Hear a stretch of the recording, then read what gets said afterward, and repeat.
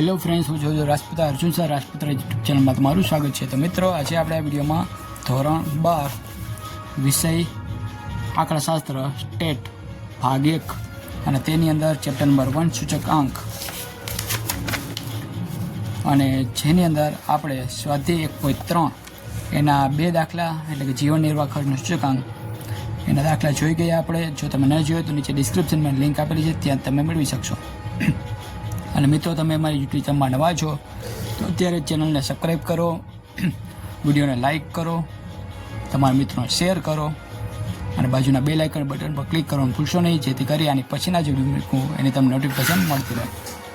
તો આજે આપણે આ વિડીયોમાં લાસ્પેર પાસ અને ફિશરનો સૂચકાંક એટલે કે 5 માર્કવાળા વિભાગ એફના દાખલા, કયા વિભાગ એફના દાખલાની આપણે વાત કરવાના છીએ, જેમાં નીચેની માહિતીના આધારે વર્ષ 2014ને આધાર વર્ષ તરીકે લઈ 2015 માટે લાસ્પિયર એટલે આઈએલ, પાસે એટલે આઈપી અને ફિશર એટલે આઈએફ એ ત્રણ સૂચકાંક આપણે ગણવાના। વસ્તુ અહીંયા આપેલી છે: ઘઉં, ચોખા, દાળ, તેલ, કાપડ ને કેરોસીન। એકમ એટલે કે ઘઉં કિલોગ્રામમાં, ચોખા કિલોગ્રામ, દાળ કિલોગ્રામ, તેલ કિલોગ્રામમાં છે, કાપડ મીટરમાં અને કેરોસીન છે લીટરમાં। હવે તમે અહીંયા કહેશો કે આ તો લિક્વિડ હોય તો કિલોગ્રામમાં કેમ હોય? તમે તેલ જોશો ને ડબ્બાનો ભાવ તો એમાં કિલોગ્રામમાં હશે, બરાબર। વર્ષ 2014 એમાં જથ્થો છે 20, 10, 10, 6, 15 ને 18। ભાવ આપેલો છે 15, 20, 26.50, 24.80, 21.25 અને 21। વર્ષ 2015નો જથ્થો આપેલો છે એટલે ક્વોન્ટિટી કહેવાય, એનો ક્યુ લેવાનો। અને ચાલુ વર્ષ છે એટલે કે 9 વર્ષ ચાલુ એટલે Q1 કહેવાય, અને 2014નો જથ્થો હતો તો એને Q0 કહેવાય।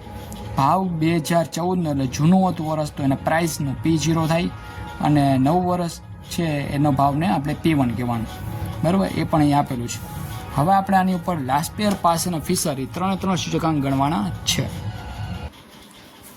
કઈ રીતે કરશું? ચાલો, સૌથી પહેલાં આપણે લાસ્પેર સૂચકાંકનું સૂત્ર ખબર હોવી જોઈએ: સિગ્મા P1 સિગ્મા P0। જો આ રીતે યાદ રાખવાનું, અહીંયા આવશે Q0, અહીંયા પણ Q0 એને ગુણ્યા 100। સિગ્મા P1 સિગ્મા P0 એમને એમ જ, અહીંયા Q1 અહીંયા Q1 એને ગુણ્યા 100। હવે કોષ્ટકમાં કઈ રીતે આપણે મૂકવાનું? જો જે કિંમત આપેલી છે ને એ જ બે પહેલાં લાસ્પેરની એટલે P1 Q0 અને પછી P0 Q0, જેથી કરીને આપણે સરળતા રહે દાખલામાં કિંમત મૂકવામાં, સૂત્રમાં કિંમત મૂકવામાં। પછી આવશે P1 Q1 અને P0 Q1। આનો ક્યાંય આપણે ટોટલ કરવાનું નથી એટલે ડેશ કરી નાખવાનું। P1 Q0, P1 અને Q0 સરખી રીતે આપણે આંગળી રાખવાની, જેથી કરીને ભૂલ ન પડે। 20 ગુણ્યા 18 અને M પ્લસની ચાપ એટલે 360। પછી 10 ગુણ્યા 31.25 એટલે 312.5। પછી 10 ગુણ્યા 29.50 295। પછી 30 ગુણ્યા 6 30 ગુણ્યા 6 180। પછી 15 ગુણ્યા 25 375। 18 ગુણ્યા 28.80 518.4। આ બધાનો ટોટલ કેટલો આવ્યો? 2040.9। આને કહેવાનું sigma P1 Q0। P0 Q0 એટલે આ બે લીટી 20 ગુણ્યા 15 300। પછી 10 ગુણ્યા 20 200। 10 ગુણ્યા 26.50 265। 6 ગુણ્યા 24.80 148.8। પછી 15 ગુણ્યા 21.25 318.75। પછી 18 ગુણ્યા 21 378। કેટલો જવાબ 1610.55, એને કહેવાનું sigma P0 Q0. T1 Q1 23 ગુણ્યા 18 540, 15 ગુણ્યા 31.25 468.75, પછી 15 ગુણ્યા 29.50 442.5, 8 ગુણ્યા 30 240, 25 ગુણ્યા 25 625, 30 ગુણ્યા 28.80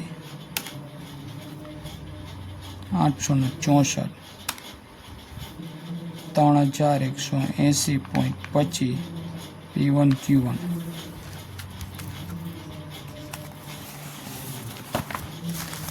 ચલો P0 અને Q1 15 ગુણ્યા 30 450, 20 ગુણ્યા 15 300, 26.50 ગુણ્યા 15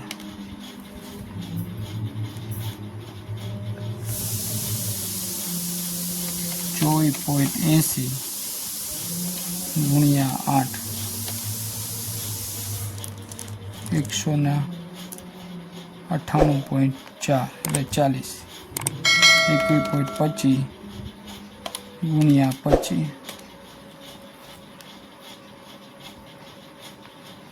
531.25 ગુણ્યા 30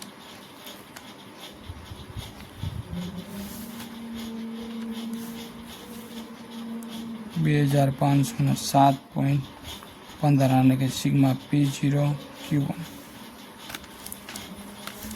ચલો હવે પહેલી રકમ શાંતિથી આપણે લખી નાખી 1610.55, એને ગુણ્યા 100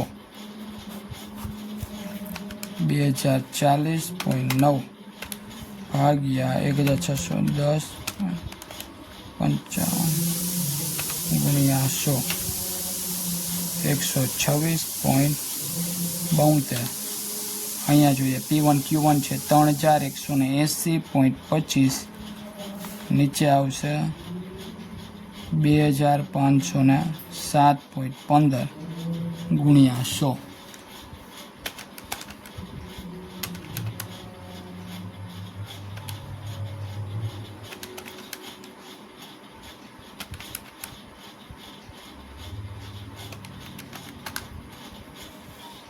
$126.85.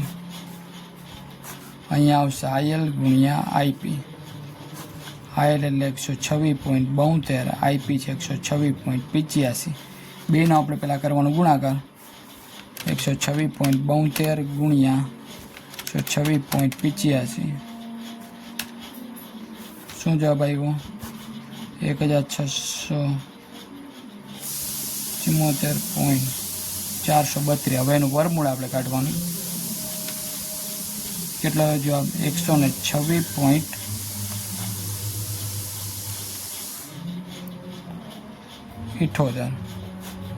અને ટકાવારી વધારો કહીએ તો કેટલા? 26.78% વધારો.